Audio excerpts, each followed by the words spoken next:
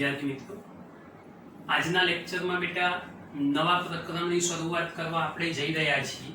પ્રકરણ નંબર 5 ગતિના નિયમો।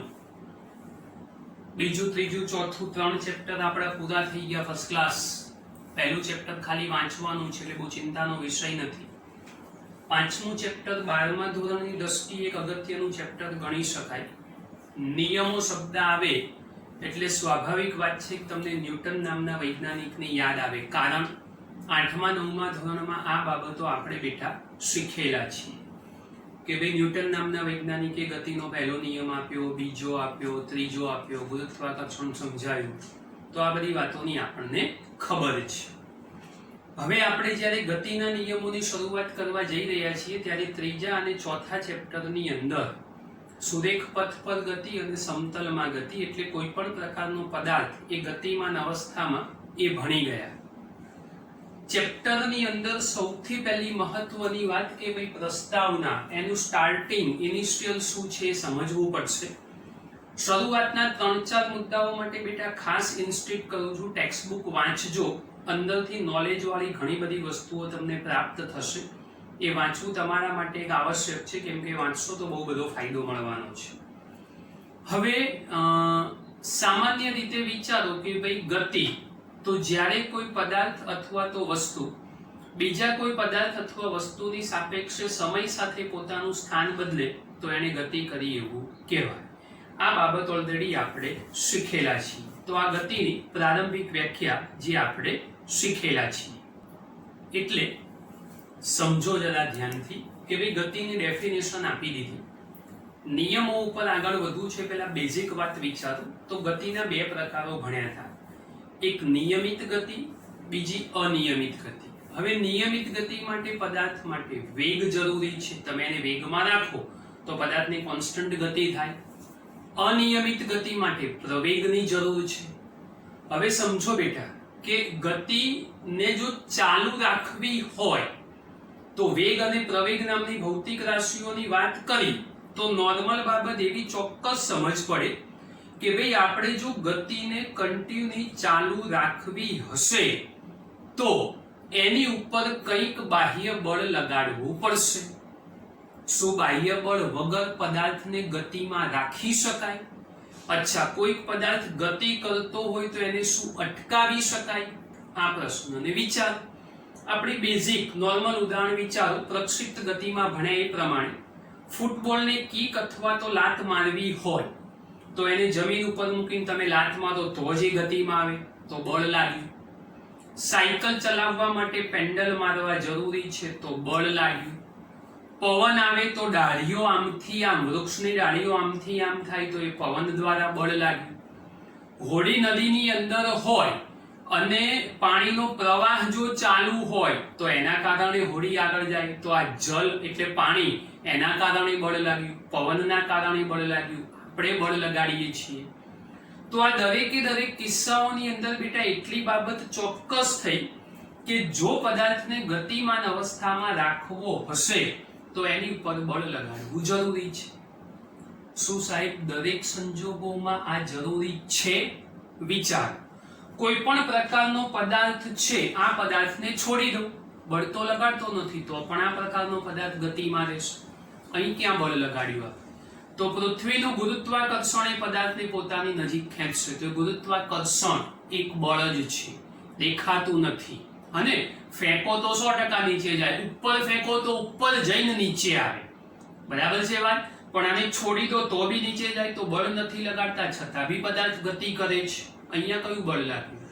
વિશેષ વાત, જ્યારે કોઈ પણ પ્રકારના પદાર્થ પર બળ લગાડવું હોય તો એ પદાર્થના સંપર્કમાં આવવું જરૂરી છે। દાખલા તરીકે આ બોર્ડને ધક્કો મારવો હોય તો એના સંપર્કમાં તો આવવું જ પડે, સંપર્ક વગર તો તમે બળ કોઈ સંજોગોમાં લગાડી નથી શકતા। આ પહેલી વાત થઈ।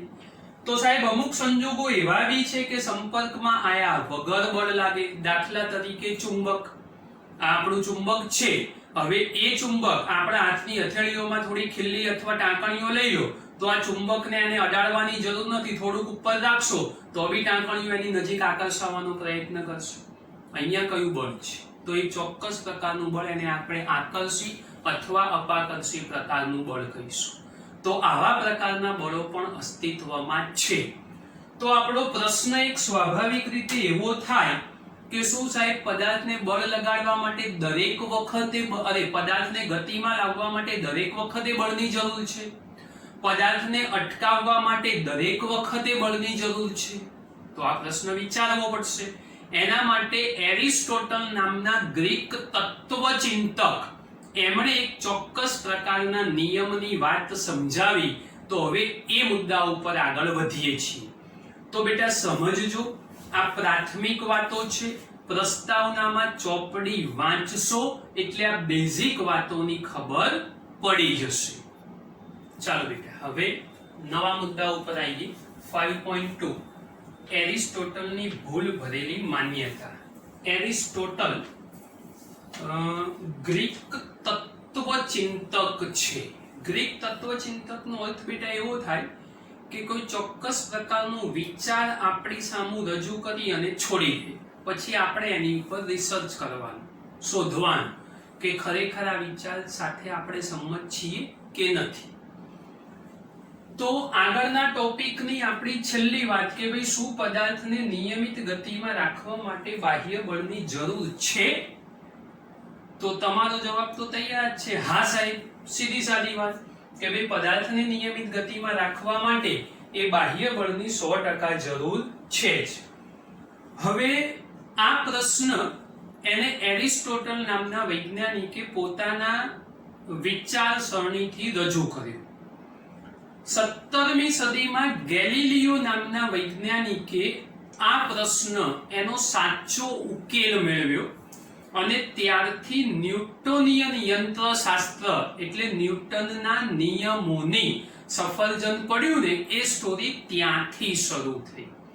વાસ્તવમાં ન્યૂટનના નિયમો જે શોધાયા છે એ શોધવા પાછળ ઓરિજિનલ વૈજ્ઞાનિક એ 17મી સદીનો વૈજ્ઞાનિક એ મિસ્ટર ગેલિલિયો જે ખગોળીય વિજ્ઞાનનો અભ્યાસ કરતા હતા, આ વૈજ્ઞાનિકનું સમર્થન, આ વૈજ્ઞાનિકનું સંશોધન અને એ વૈજ્ઞાનિકના નામ પાછળ જ્યારે ન્યૂટનની વાત શરૂ કરીશ ત્યારે તમને કહીશ કે ભાઈ ખરેખર આ વૈજ્ઞાનિક પ્રોપર સેન્સ સમજાવે એ પહેલા પહોંચી ગયા ઉપર અને ન્યૂટન ભાઈ આયા નીચે, એટલે ન્યૂટનનો પહેલો નિયમ, બીજો નિયમ, ત્રીજો નિયમ આવું સમજાવાતું થયું. હવે બેઝિક પ્રશ્ન આવો છે કે ભાઈ શું પદાર્થને નિયમિત ગતિમાં રાખવા માટે બાહ્ય બળની જરૂર છે? તમારો સાદો જવાબ હા છે. એરિસ્ટોટલે બી આ જ વિચાર રજૂ કરી દીધો હા કે ભાઈ પદાર્થને તમારે જો નિયમિત ગતિમાં રાખવો હશે તો બાહ્ય બળ તો લગાડવું જ પડશે. દાખલા તરીકે વિચારો કે કોઈક નાનકડું બાળક એ તમારા જેવડું, હા એવું ધારી લેવાનું, પેલી દોરીવાળી ગાડી આવે અને કોઈ પણ કાર હોય જે જમીન પર મૂકો અને એની દોરીનો છેડો હોય, તમે દોરી વડે એ છેડો ખેંચ્યા કરો એટલે કારની ગતિ ચાલુ રહે. હવે તમે દોરીને ખેંચવાનું બંધ કરી દો તો કારની ગતિ અટકી જાય. તો સાબિત તો થઈ ગયું કે ભાઈ પદાર્થને નિયમિત ગતિમાં ચાલુ રાખવો હોય તો બાહ્ય બળની જરૂર તો છે જ. તો એરિસ્ટોટલ નામના વૈજ્ઞાનિકે પોતાનો આ પ્રશ્ન અને એ પ્રશ્નના અનુસંધાનની અંદર પોતાનો નિયમ આપી દીધો.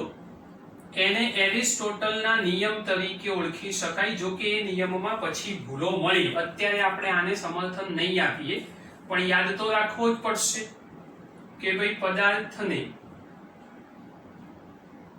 નિયમિત ગતિમાં ચાલુ રાખવા માટે બાહ્ય બળ જરૂરી છે. આ સાદો નિયમ. ઉપર પ્રશ્ન પૂછ્યો છે તો એરિસ્ટોટલે સમજાવી દીધું નાનકડા બાળકના ઉદાહરણથી, દોરી ખેંચો ગાડી ચાલે, દોરી અટકાવો ગાડી અટકી જાય. એકચ્યુઅલી આ નિયમ એને આપી દીધો, પણ આ તો તત્વચિંતક વિચાર રજૂ કર્યો, નિયમ સમજાવી દીધો. આ નિયમમાં એકચ્યુઅલી ભૂલ છે. ભૂલ શું છે શોધવી તો પડશે. તો ગેલિલિયો ન્યૂટન નામના વૈજ્ઞાનિકે આ બધી ભૂલોના સંશોધનો વિચાર્યા અને શોધ્યું કે ભાઈ આમાં ખરેખર ભૂલ શું. તો એવું વિચારો કે ભાઈ કોઈ પણ પ્લેટફોર્મ ઉપર તમે કોઈ પણ વસ્તુ ચલાવવાનો પ્રયત્ન કરો છો. ધારો કે ગાડીનું જ ઉદાહરણ આપો કે ભાઈ નાનકડું છોકરું એ દોરીવાળી ગાડી ખેંચે છે. હવે એ તમે જ્યાં સુધી ખેંચ્યા કરો ત્યાં સુધી ગાડી ચાલે, ખેંચવાનું બંધ કરો એટલે ગાડી અટકી જાય, તો એ ગાડીને અટકાવવા માટે જરૂરી કોણ છે? કોના કારણે અટકે? તમે દોરી ખેંચવાની બંધ કરી એટલે તો ના. આપણે જે દિશામાં ગતિ કરીએ છીએ કોઈ ચોક્કસ પ્લેટફોર્મ ઉપર ગતિ થાય છે, કોઈ સપાટી ઉપર ગતિ થાય છે, એટલે એ સપાટી તમે જે દિશામાં બળ લગાડવાનો પ્રયત્ન કરો છો એની વિરુદ્ધ દિશામાં એક ચોક્કસ પ્રકારનું બળ લગાડે અને વિરુદ્ધ દિશામાં લાગતું બળ એને નામ આપીશું ઘર્ષણ બળ. આની વિગતવાર અભ્યાસ આગળના ટોપિકમાં થશે. આનો ઘર્ષણનો અભ્યાસ એ આગળ કરીશું આપણે. તો આપણી ગાડી ધારો કે આ દિશામાં ચાલે તો ઘર્ષણ બળ કેવી દિશામાં લાગવું જોઈએ? તો વિરુદ્ધ દિશામાં લાગવું જોઈએ, એટલે ઘર્ષણ બળ 100% એની વિરુદ્ધ દિશામાં થયું. હવે તમે જ્યાં સુધી ગાડીને ચલાવવાનો પ્રયત્ન કરો છો ત્યારે ઘર્ષણ બળ જે દિશામાં લાગે છે એની વિરુદ્ધ દિશામાં તમે પ્રયત્ન બળથી એને ખેંચો છો. 2 મિનિટ માટે એવું વિચારી લો કે આ ઘર્ષણ બળ જ ના હોત તો તમારે દોરી ખેંચવાની જરૂર જ ના પડે. ઘર્ષણ બળ જ ના હોય એવું વિચારો કે ભાઈ કેળાની છાલ ઉપર આપણો પગ આવે તો ચાલવાની જરૂર પડે છે? તો ના સાહેબ, એમાં ચાલવાની જરૂર જ નથી. મસ્ત મજાની સ્લીપ થઈ જાય છે આપણે. અને ઓઇલ ઢોળાયું હોય અને એની પર બાઇક ચલાવો તો આપણે બાઇક ચલાવવાની જરૂર નહીં, જાતે ચાલવા લાગે. તો ઘર્ષણ બળ એ આપણી ગતિ જે દિશામાં છે એની વિરુદ્ધ દિશામાં બળ લગાડે છે. તો સમજો, તમારી ગતિ જો તમારે ચાલુ રાખવી હોય તો ઘર્ષણ બળની વિરુદ્ધમાં તમારે બળ લગાડવું પડે. પણ ઘર્ષણ બળ જ ના હોત તો કોઈ સંજોગોની અંદર આ ઘર્ષણ બળ ના હોત તો આપણે બાહ્ય બળ લગાડવું પડત નહીં. તો સમજો, એવું કહી ના શકીએ કે પદાર્થને નિયમિત ગતિમાં ચાલુ રાખવા માટે બાહ્ય બળ જરૂરી છે. ઘર્ષણ બળ ના હોય તો કોઈ પ્રકારના બાહ્ય બળની જરૂર નથી. એટલા માટે આ એરિસ્ટોટલનો નિયમ એ 100% ભૂલ ભરેલો, એમાં કશું સાચું નથી. લપસણી ઉપર આપણે બેઠા હોય, તમે આમ લપસણી ખાઓ અને તમે વિચારો કે ભાઈ તમે લપસણી ખાવ છો, તમારે તમારી જાતને કોઈક વચ્ચે ચોક્કસ જગ્યાએ અટકાવવા હોય તો તમે પ્રયત્ન બળથી અટકાવી શકો છો. ખરેખર તો નીચે જતા રહેવા જોઈએ, પણ તમે શું કરો છો કે ભાઈ ઘર્ષણ બળની વિરુદ્ધમાં પ્રયત્ન બળ તમે લગાડો છો, માટે તમે અટકી જાઓ છો. સમજો, કોઈ પણ સપાટી ઉપર લખોટીને મૂકો તો આવી ઢાળવાળી સપાટી હોય તો લખોટી સરળતાથી નીચે જાય. આમ હોય અને લખોટી મૂકજો ઉપર જાય છે, કોઈ સંજોગોમાં શક્ય નથી. એટલે એરિસ્ટોટલના આ નિયમોમાં 100% ભૂલો છે. એ ભૂલો આપણે ન્યૂટન નામના વૈજ્ઞાનિકે ગેલિલિયોના સમર્થનથી સુધારી એ હવે શીખવાનું છે. ચાલો બેટા, નવી વાત કરીએ હવે. જડત્વનો નિયમ. ગેલિલિયો નામના વૈજ્ઞાનિકે આ જડત્વના નિયમની શોધ કરી. બહુ જ અગત્યનો નિયમ છે બેટા, ધ્યાનથી સમજજો. જડત્વનો નિયમ શોધવા વાળો વૈજ્ઞાનિક, ખગોળીય વૈજ્ઞાનિક ગેલિલિયો, યાદ રાખજો. અને હવે સમજો, દાખલા તરીકે આપણે એવું વિચારી લો કે ભાઈ એક આવી સપાટી છે, આવો ઢોળાવ છે કે જે ઢોળાવ ઉપર આવી એક લખોટી જેવી રચનાને આપણે ખાલી મુક્ત કરી દો તો એવા સંજોગોની અંદર આ સપાટી ઉપર એ આમ ગતિ કરશે સરળતાથી. તો આવી ગતિને ગેલિલિયોએ પ્રવેગી ગતિ તરીકે ઓળખી. દાખલા તરીકે બીજો કોઈક ઢાળ વિચારી લો, આની ઉપર આવો કોઈક પદાર્થને આમ ઉપર મોકલવાનો પ્રયત્ન કરીએ તો ખરેખર પ્રવેગ નીચે છે, આપણે એને ઉપર મોકલીએ છીએ તો આવી ગતિ એને પ્રતિપ્રવેગી ગતિ તરીકે ઓળખી શકાય. ત્રીજા નંબરમાં માની લો કે આવી સમક્ષિતિજ સપાટી છે અને સમક્ષિતિજ સપાટી ઉપર કોઈ પદાર્થને તમે ગતિ કરાવવાનો પ્રયત્ન કરો. હવે સમજો, આમાં મારે અહીંયા બળ આપવાની જરૂર નથી, પણ ઢોળાવના કારણે પદાર્થ નીચે જશે. અહીંયા બળ લગાડીશ તો પદાર્થ ઉપર જશે. અહીંયા જો સપાટી ઘર્ષણ રહિત હશે, કોઈ પણ પ્રકારનું ઘર્ષણ બળ કામ નહીં કરતું હોય તો એવા સંજોગોમાં પદાર્થ એ નિયમિત અથવા અચળ વેગી ગતિ ચાલુ રાખશે. એનું કોઈ પ્રકારનું ઘર્ષણ ના હોય તો કોન્સ્ટન્ટ જે ગતિ થતી હશે એ ગતિ ચાલુ રાખશે. આવા પ્રકારના ગેલિલિયોના નિષ્કર્ષની મદદથી એણે એક બાબત એવી સમજાવી જડત્વના નિયમમાં કે જ્યાં સુધી કોઈ પદાર્થ ઉપર તમે બળ ના લગાડો ત્યાં સુધી એ પદાર્થ પોતાની મૂળભૂત અવસ્થા છોડતો નથી. એને જડતાનો અથવા જડત્વના નિયમ તરીકે ઓળખી શકાય, જે એકચ્યુઅલી બેઝિકલી ન્યૂટનનો પહેલો નિયમ જ છે, પણ ગેલિલિયોએ જડત્વના ફોર્મમાં સમજાવ્યું. દાખલા તરીકે વિચારીએ, આને થોડુંક સમજીએ બેટા, કે દાખલા તરીકે આ એક પેન છે, આને આપણે જડ પદાર્થ ગણી લો. ધારો કે હું આને ઓર્ડર કરું, એ ચલ લખ, તો આ કોઈ સંજોગોમાં લખશે નહીં. પંખાને કહીએ ચલ ચાલુ થઈ જા, તો ચાલુ નહીં થાય. પણ તમારામાંથી કોઈ વિદ્યાર્થીને એવું કહીએ કે બેટા ચલો ચોપડી કાઢો, તો તમે બધા ફટાફટ ચોપડી કાઢવા લાગશો, કારણ કે તમે જડ નથી. અને તમે જડ હોય તો મારી વાતની અસર જ તમારી ઉપર ના થાય. તો એવા પદાર્થો આપણી પાસે છે જે પદાર્થ ઉપર આપણી વાતની અસર ના થાય એ દરેક પદાર્થોને જડ પદાર્થ કહેવાય. આપણે સામાન્ય રીતે નહીં, સ્કૂલમાં બી આવી બધી વાતો થતી હોય. કોઈ વિદ્યાર્થીને એક વાત કહીએ કે ભાઈ શાંતિ રાખો, તોફાન મસ્તી ના કરો, તો અસર જ ના હોય. બીજી વાર કહીએ કે ભાઈ શાંતિ રાખો, તોફાન મસ્તી ના કરો, તો કોઈ અસર નથી હોય. એ થોડા સીધા બેસી જાઓ, તો બી કોઈ અસર ના પડે. ભાઈ 4-5 કોકના આવી દીધી હોય ને તો અપ ટુ ડેટ મસ્ત મજાના ડાયા દીકરાઓની જેમ બેસી જાય. અને તો આ એક વાર કીધું ના સુધર્યો, 2 વાર કીધું ના સુધર્યો, 3 વાર કીધું ના સુધર્યો, છેલ્લે કોક સાહેબ ઠોકી દે, અથવા કોઈ કે જવા દો ના, તો જડ જેવો. છોકરીઓને જડ જેવી કહેવાય કે આ તો જડ જેવો અથવા જડ જેવી, આપણી વાતની કોઈ અસર જ નહીં થતી, તો છોડ. તો ટૂંકમાં તમારી વાતની અસર, આ આપણે સામાન્ય ઉદાહરણ બેટા જોયું, તો એ જ પ્રમાણે વિચારો કે ભાઈ કોઈ પણ પ્રકારનો પદાર્થ હોય, એ પદાર્થ ઉપર બળ લગાડો તો પદાર્થ બળની દિશામાં ખસવો જોઈએ, ના લગાડો તો મૂળ અવસ્થા ધારણ કરેલો હોવો જોઈએ. બેઝિકલી આ ન્યૂટનની ગતિનો પહેલો નિયમ જ છે, પણ આ જડત્વનો નિયમ ગેલિલિયોએ શોધાયો એટલા માટે એને જડતાનો અથવા જડત્વનો નિયમ કહેવાય. આ જડતા અથવા જડત્વનો નિયમ એ પદાર્થના દળ ઉપર આધારિત છે. જે પદાર્થનું દળ ઓછું એનું જડત્વ ઓછું. દાખલા તરીકે આ પેન છે, જડ કહેવાય, પણ આપણે આ જડ પદાર્થને જ્યાં ફેરવવી હોય એમ ફેરવી શકાય. જોઈ લો, જેમ લઈ જવી હોય એમ લઈ જઈ શકો, તો ઓછો જડ. હવે દાખલા તરીકે આ દીવાલ હોય આપણી પાસે, દીવાલને આમ ઊંચી કરીને બીજી બાજુ મૂકવી હોય તો ના મૂકી શકાય. કમ્પેરેટિવ પેન, એનું દળ વધારે તો એની જડત્વનું મૂલ્ય અથવા જડત્વનો ગુણધર્મ એ વધારે હશે. એટલે યાદ રાખજો, આ જડત્વનો ગુણધર્મ પદાર્થના દળ ઉપર આધારિત. જેનું દળ વધારે એનું જડત્વ વધુ, જેનું દળ ઓછું એનું જડત્વ ઓછું. ગેલિલિયોએ થોડીક નવી વાત પણ કરી, થોડુંક સમજો. આ જે કીધું એ લખી આપું છું કે જે અગત્યની વાત છે બેટા, એટલે ધ્યાન રાખજો જરા.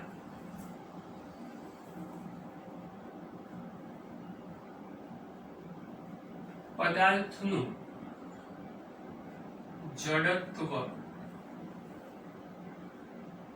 તેના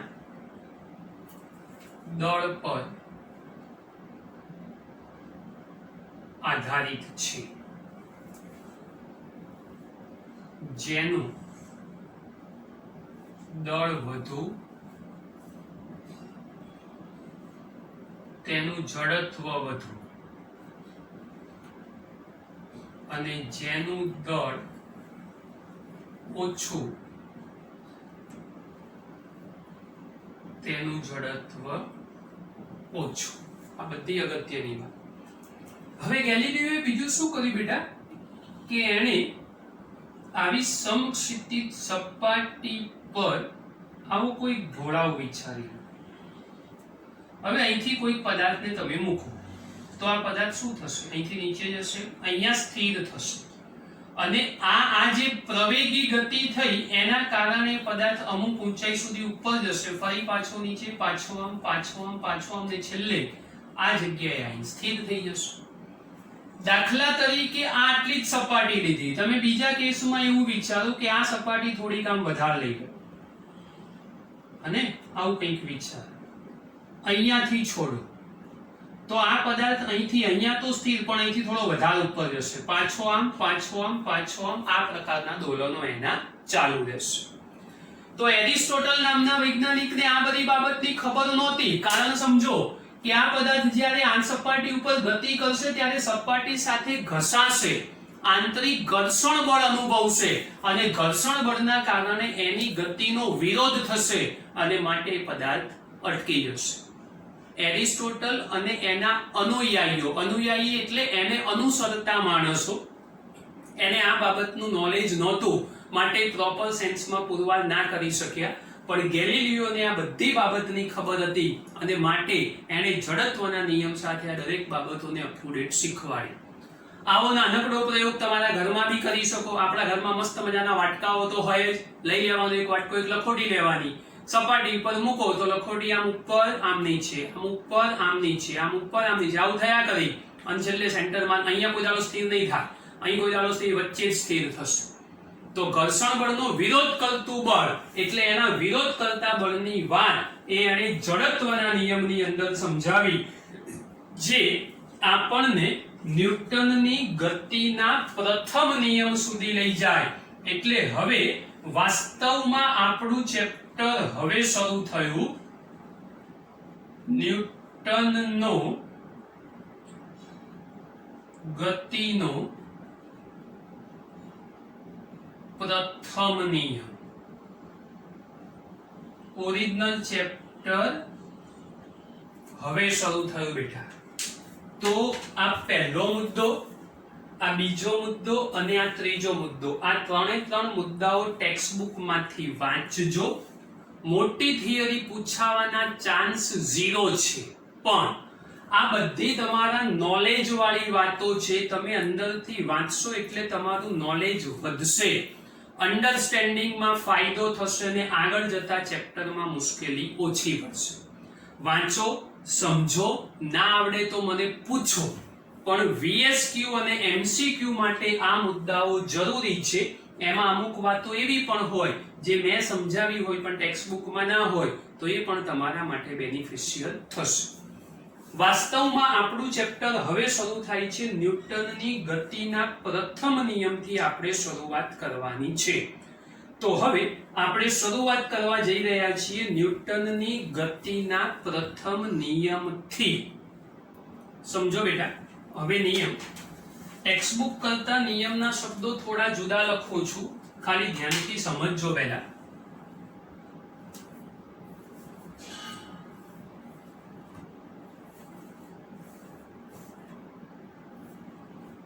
જ્યાં સુધી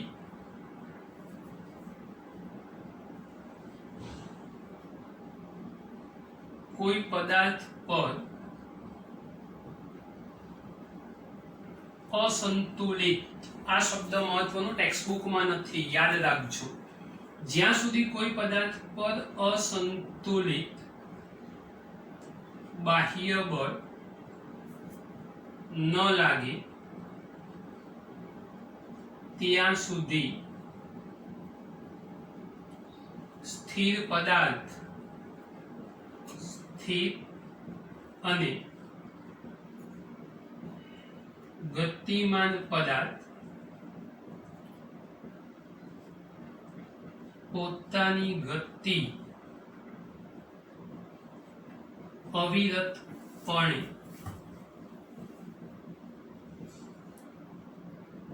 ચાલુ રાખે છે. સમજો જરા ધ્યાનથી, આ તમને સમજ પડે એવા શબ્દો. આ સિવાય તમે ટેક્સ્ટ બુક માંથી પણ લખી શકો છો. જ્યાં સુધી કોઈ પદાર્થ પર અસંતુલિત બાહ્ય બળ ન લાગે. ન્યૂટન નામના વૈજ્ઞાનિકે ગેલિલિયોના નિષ્કર્ષોનો ઉપયોગ કરી અને પહેલો નિયમ આપ્યો. આને બેઝિકલી જડત્વના નિયમ તરીકે પણ ઓળખી શકાય. અસંતુલિતનો મતલબ શું છે? તમને સાદો પ્રશ્ન, ચલો બેટા ચોપડો કાઢજો, ચોપડો કાઢો. આટલો પ્રશ્ન એટલે તમે શું કરવાના? બેગમાંથી ચોપડો કાઢવાના. હવે દરેક વિદ્યાર્થીઓ ધીમે ધીમે બેગ ખોલે, બેગમાંથી ચોપડો કાઢે, આવું બધું તો ના હોય. દરેક વિદ્યાર્થીઓ પોતપોતાની ટેકનિકથી ચોપડો ફટાફટ કાઢી લેશે. આ દરેક સંજોગોમાં લાગતા બળ સમાન હશે નહીં, સરખા હશે નહીં, માપીને લગાડેલા નહીં હોય. માટે આપણે એને કેવા બળ કહી દઈશું? અસંતુલિત. તમને એવું કહે ચલો ભાઈ જાઓ, ચલો બેસી જાઓ, ચલો આમ જાઓ, તો આવા પ્રશ્નોના જવાબમાં આપણે કામ જ કરીએ, વિચારીએ નહીં કે મારે 10 ન્યૂટન બળથી ઊભું થવાનું, 5 ન્યૂટન બળથી બેસી જવાનું, 2 ન્યૂટન બળનો ઉપયોગ કરીને ચોપડો કાઢવાનો, આવો તો કોઈ વિચાર જ નથી કરતા આપણે. તો એટલા માટે મેં શબ્દ પ્રયોગ કર્યો છે અસંતુલિત. ન લાગે ત્યાં સુધી સ્થિર પદાર્થ સ્થિર. કોઈ પણ પ્રકારના પદાર્થને તમે એ પદાર્થ કાં તો ગતિમાન અવસ્થામાં હોય કાં તો સ્થિર અવસ્થામાં હોય, તમે જ્યાં સુધી બળ ના લગાડો ત્યાં સુધી એ પદાર્થ સ્થિર હશે તો સ્થિર રહેશે અને ગતિમાન હશે તો પોતાની ગતિ અવિરતપણે ચાલુ રાખશે. ધારો કે આ બોર્ડને જ્યાં સુધી હાથ ના લગાવો ત્યાં સુધી 10 વર્ષ 20 વર્ષ 50 વર્ષ આ જ કન્ડિશનમાં રહેશે. પંખાની સ્વિચને હાથ ના લગાવો ત્યાં સુધી પંખાનું રોટેશન જે ઝડપે છે ઝડપે ચાલુ રહેશે. હા, લાઈટ જતી રહે, પંખો બગડી જાય તો અલગ વાત છે. અને તો આ બધા બળોની વાત ગતિમાન અવસ્થા બી બતાવી. ગાડી લઈને નીકળ્યા હોય અને બ્રેક ના મારો ત્યાં સુધી અટકવાનો કોઈ પ્રશ્ન નહીં, પેટ્રોલ પૂરું થઈ જાય તો જુદી વાત છે. બરાબર? તો આ સમજી લેજો બેટા, આ બહુ જ મહત્વની વાત. આ વાતની અંદર એક આ બાબત આપણે સમજ્યા કે ભાઈ સ્થિર અવસ્થા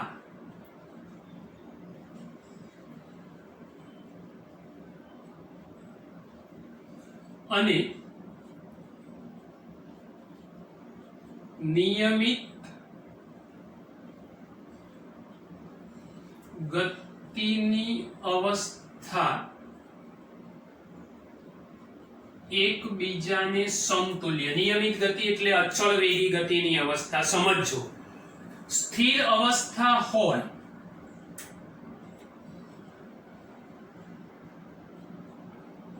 તો એનો પ્રવેગ કેવો થઈ જાય? શૂન્ય. અને અચળ વેગી અવસ્થા હોય તો પણ એનો પ્રવેગ કેવો થઈ જાય? શૂન્ય. અચળ વેગી, વેગ અચળ, અચળનું વિકલન કરો જવાબ 0 આવે તો પણ જવાબ શૂન્ય જ મળશે. એટલે સ્થિર અવસ્થા અને અચળ વેગી ગતિની અવસ્થા એકબીજાને સમતુલ્ય છે. દાખલા તરીકે તમે આવું બીજું એક નોર્મલ વિચારો કે ભાઈ આવું સાદું એક ટેબલ છે અને આ એક ટેબલ વિચારી લો. હા, આ ટેબલ ઉપર માની લો કે એક પુસ્તક ચોપડી પડેલી છે. ટેબલ ઉપર ટેક્સ્ટ બુક મૂકી દીધી છે, આપણે સમજી લેજો. આ ટેબલ પર આપણે ચોપડી મૂકી દીધી. હવે આ ટેક્સ્ટ બુકને જ્યાં સુધી હાથ ના લગાડો ત્યાં સુધી એની સ્થિર અવસ્થા સ્થિર રહેશે, એને કોઈ ફેરફાર પામશે નહીં. કારણમાં શું? તો કારણમાં એક જ કે ભાઈ આ ટેબલની જે સપાટી છે એ આ ચોપડીને તો જવું છે નીચે જ, પણ એ નીચે જવા દેતી નથી ને નીચે લઈ જતું બળ W એને કેવા બળ તરીકે ઓળખી શકાય? વજન બળ અથવા ગુરુત્વાકર્ષી બળ કે જેના કારણે આ નીચે જાય છે. એ ના જઈ શકે. કારણ શું? કે ભાઈ આ પ્લેટફોર્મ, આ સપાટી એક્ઝેક્ટ એને ઉપરની દિશામાં કોઈ બળ પૂરું પાડે એને આપણે કેપિટલ R એને લંબ બળ અથવા તો સંપર્ક બળ તરીકે ઓળખીશું. સપાટી ઉપર વસ્તુ આને તો નીચે જ જવું છે, આ સપાટી ખસેડી લો તો નીચે જતી રહે, તો નીચે જ જવું છે પણ જઈ શકતી નથી તો સપાટીના સંપર્કમાં છે એટલે ઉપર લાગતું બળ સંપર્ક બળ, નીચે લાગતું બળ એ વજન બળ. સંપર્ક બળ અને વજન બળ બંને સરખા માટે આપેલો પદાર્થ ચોપડી અથવા કોઈ પણ પદાર્થ એ આ સપાટી ઉપર ટકી શકે છે. તો બેટા આ બધી વાત આવું તમે ગાડીમાં વિચારો કે ભાઈ આપણે કોઈ વેહિકલ લઈને તમે ગતિ કરી રહ્યા છો. હવે તમે 10 20 30 40 ચોથા પાંચમા ગિયરમાં આવી ગયા 50 ની 60 ની 70 ની 80 ની સ્પીડમાં જાઓ છો. 80 ની સ્પીડ ફિક્સ કરી, જ્યાં સુધી તમે સ્પીડ ના બદલો ત્યાં સુધી કોન્સ્ટન્ટ 80 ની સ્પીડમાં કામ ચાલુ રહે. અને હવે બ્રેક મારો એટલે વિરુદ્ધ દિશામાં બળ લાગે, પણ બ્રેક ના મારો તો ઘર્ષણ બળ, તમારી ગાડી આમ જાય તો ઘર્ષણ બળ એની વિરુદ્ધ દિશામાં લાગશે, તો ઘર્ષણ બળની વિરુદ્ધ દિશામાં તમારી ગતિ એ નિયમિત રીતે ચાલુ છે. તમે જેવો બ્રેક મારવાનો પ્રયત્ન કરશો કે ઘર્ષણ બળની વિરુદ્ધમાં બળ લાગશે અને તમારી ગાડીની ગતિ બદલાઈ જશે. તો શબ્દો એ જ છે કે ભાઈ અસંતુલિત બળ ના લગાડો ત્યાં સુધી સ્થિર પદાર્થ હોય તો સ્થિર રહે, ગતિમાન પદાર્થ પોતાની ગતિ ચાલુ રાખે. બેટા બીજી મહત્વની વાત, આવું નોર્મલ ઉદાહરણ છે, જો કે આ જમાનાના બાળકોનું ઉદાહરણ આવા ઓછા જોવા મળે કારણ બસમાં મુસાફરી ના કરી હોય. જડત્વનો એક બીજો નિયમ જે ગેલિલિયોએ સમજાયો, સમજો. આપણે બસમાં બેઠા છીએ, એવું માની લો કે ભાઈ ચાંદખેડા બસ સ્ટોપ ઉપર બસ ખાલી પડીને તમારે બસમાં બેસી જવા, ડ્રાઈવર અંદર બેઠેલા નથી. હવે ડ્રાઈવર બસમાં આવે છે અને બહુ મોડું થઈ ગયું માની લો અને ઝાટકા સાથે બસ ચાલુ કરે તો તમે આગળ ધક્કો અનુભવશો કે પાછળ ધક્કો અનુભવશો? થોડું વિચારજો. તો બસ આ દિશામાં ગતિ કરતી હશે, આપણે ક્યાં ધક્કો અનુભવીશું? પાછળ. હવે બસ નિયમિત ગતિથી જો ગતિ કરતી હોય અને અચાનક ડ્રાઈવર બ્રેક મારે તો આપણે આમ આગળની બાજુ પડી જઈશું. આ બંને કિસ્સાઓ વિચારો. તમે બસમાં બેઠેલા છો, તમને કોઈ ધક્કો મારવા આવ્યું નથી. તમે બસમાં ઊભેલા છો, તમને કોઈ ધક્કો મારવા આવ્યું નથી. આ બંને કિસ્સામાં કોઈ ચોક્કસ પ્રકારનું બાહ્ય બળ ના લાગતું હોવા છતાં આપણને બાહ્ય બળની અસર અનુભવ થાય છે. તો શું જડત્વનો નિયમ ખોટો છે? તો ના બેટા, અહીંયા જડત્વનો નિયમ ખોટો નથી, કારણ એક સ્થિર અવસ્થા છે અને એક અચળ વેગી અવસ્થા છે. આ બંને કિસ્સાની અંદર પ્રવેગના મૂલ્યો શૂન્ય, એટલે પ્રવેગી ગતિ કરતી જો ફ્રેમ હોય તો એમાં ન્યૂટનની ગતિનો નિયમ કરવાનો નથી.